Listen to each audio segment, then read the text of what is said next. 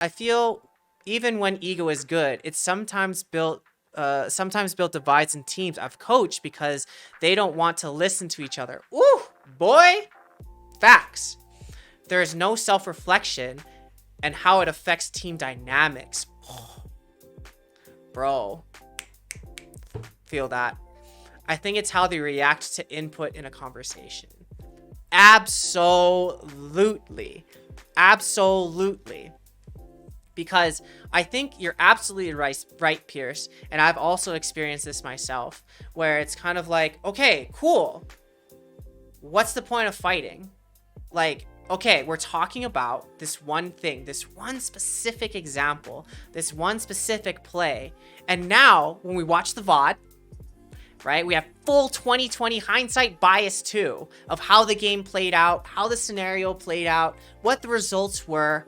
And now we can use that deductive process of we won the game, or we got a kill, or we're up gold, or we're up, guns or whatever to your game. And because of that, it was the right decision. But was it?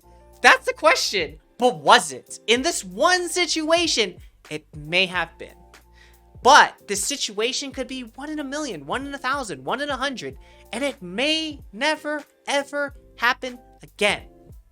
And so at this point, we're measuring PPs for no reason because, yeah, in this one play, you were correct. And this other person would have been correct too if they killed that person, or if that person wasn't here, or if they heard footsteps, or blah, blah, blah, blah, blah, blah, blah, blah, blah.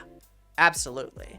Then we use confirmation to back up our point. And the real question, though, then becomes, okay, what do you want to do in the future?